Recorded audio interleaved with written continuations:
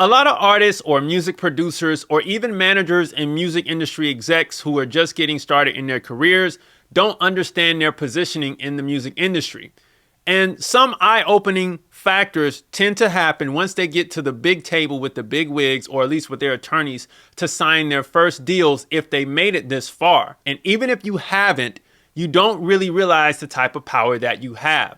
So you have some apprehension feelings here about, well, maybe I shouldn't go on this journey by myself without a major or without a major publisher or indie major publisher or just anybody who can do the job for me. Like, you don't realize your inherent power. And we have to address these positionings, if you will, coming up right here on the Music Money Makeover Show.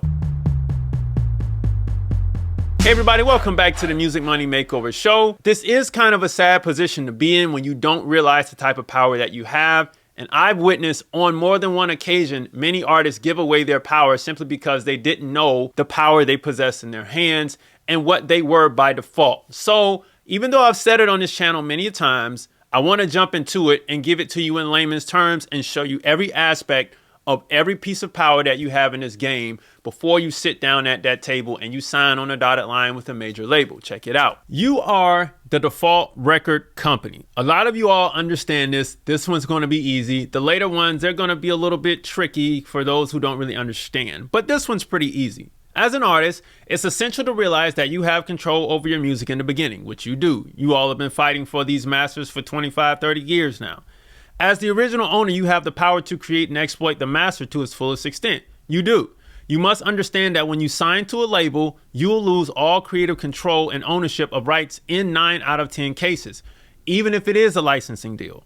Labels give you the illusion that you have the freedom to create, but you really don't. You usually don't understand that you hold so much power until your lawyer reads you the rights transfer portion of the contract. And it's usually at this point that you have that eye opener like, oh, I have to transfer. Whoa, I got to transfer all of this stuff over.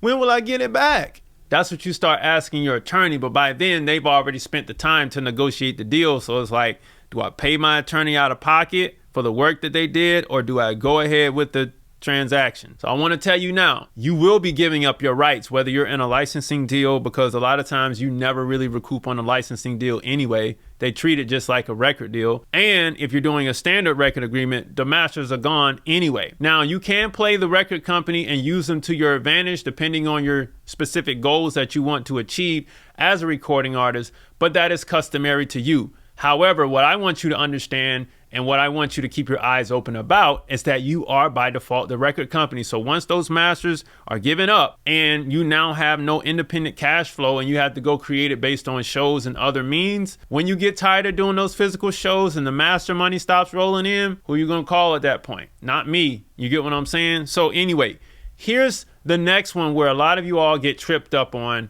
And this is why I created the 60-day record label course. Check it out. Now, you are the default publishing company. A lot of you all think that you need to sign to a publishing company like Songtrust or others to get your money. Check this out. Your music isn't just sound, it's intellectual property. Understanding that you have rights over your compositions can instill a strong sense of confidence in protecting what's rightfully yours. Now, accepting responsibility for your creativity means you're not just an artist, but a business person, which you are, okay? Navigating a path that's uniquely yours. All right. If you are a boss, then the boss has the power to give it all up. But again, it isn't until you give it up that you realize how powerless you've just become. And again, you usually don't understand that you hold so much power until your lawyer reads you the rights transfer portion of the contract. This one's really sad when I see artists give up the publishing portion, because sometimes the masters, you don't really have much wiggle room on that depending on your leverage.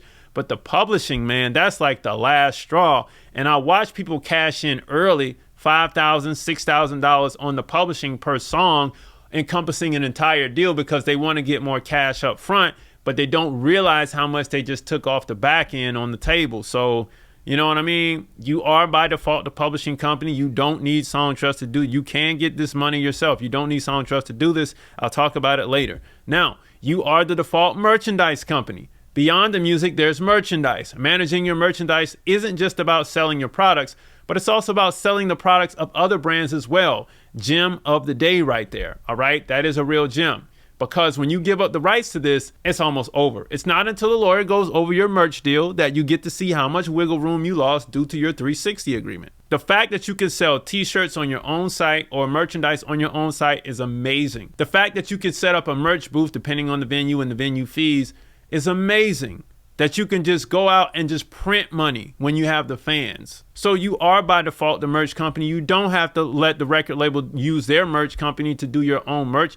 You don't have to do this. Everything, as you can see by today's video, you are the default person or owner of. Now, you are the default touring company. Your live performances are an artistic extension of who you are. However, when you sign with the touring company, you'll usually have to perform with them wherever they say you can, in some cases, Live Nation. Even if you don't give this up in a record contract, you will in a touring deal. So a lot of you all are going the Russell route of, hey, look, we're doing the, pay what you want, or the donation type of shows. I agree with it, but you also want to make sure that you're profiting on your shows. A lot of you all are doing your own shows in independent venues, and I applaud you for that. It is a tough job to do. A lot of you all don't have booking agents, but when you get to a certain level, you might want to consider that. The touring company isn't as bad as it may seem, but you do lose out on a lot of money, kinda. You know what I mean? So you are by default the original touring company. Now, there is a manager for each company. Collaborating with different managers is key to your independent success. Working with record labels, which is the non-360 kind, music publishing administrators, the non-co-pub ones, merchandise managers or merchandise companies, and tour managers or booking agents, single tour deals only, that's what you want to do, allows you to delegate responsibilities effectively, okay? Now, trusting these specialized managers helps you maintain focus on your art while ensuring that each aspect of your career is nurtured and grown by experts in the field. I know this is a bit of a review video for most of y'all, but I just needed to say it again for those in the back who didn't hear it. The general manager manages the efficiency of all companies together. Your career is more so the sum of all these companies. A general manager helps coordinate these various aspects, recognizing the value of a holistic approach. Seeing the big picture of your career means understanding how every decision, every collaboration, and every opportunity aligns with your vision. This insight that they give you guides you towards a path that's both fulfilling and rewarding, and this is true so long as you find the right general manager, which is just your artist manager, if you will. So what am I giving up? Rights. Rights. If you have all the rights in the first place, then what does that make you? The boss. What is a boss? A business owner, which means what? It means you have to learn how to run a business. How do I learn how to run a business? It will take time. Most of it will be experience based, but you'll need a foundation to start with. Well, how do I build a foundation to start with? My course, the 60-day record label. This is something that I built to help you establish your record label in a perfect 60-day framework. All right? No fluff, no frills. We start with the LLC and the bank account with base level anonymity to keep those leakers and peekers out. That's the whole goal of this thing. This is where we're starting. We're going to get your international royalties and your domestic royalties without the middleman taking 15%. Contrary to the propaganda that you've heard that you need to sign up with these CD Baby Pros and Song Trusts of the world. You don't need that. And then I've got contract templates and walkthroughs that are going to teach you the game so you understand your positioning in this industry and what you want to do when the time comes to actually go through these contracts when they come across your desk. All the stuff you see in the bottom right-hand corner is within this course. Click the link below to check out this course and more information. Now, book a call with me. Let's develop your strategy. I know you got questions. I got answers. I want to answer them for you, and I want to get you out of that rut that you're in right now. And if this is your first time watching the channel, please grab the free stuff below in the description. All right, but here's you with your eyes wide open. You'll have the full control over your career, confidence in your business decisions, enhanced creativity, deeper connection with your fans, financial independence, and a well-managed, thriving career, so long as you understand that you are by default all of these company owners, right? Or the owners of all of these companies. This is what the good picture is going to look like. Here's with your eyes wide shut here. You'll have dependence on external parties, which is almost 97% of artists. They want to give up all of the responsibility and just be creative. And I hear you. But at the same time, it hurts you later when the decline happens. You'll have a loss of creative control.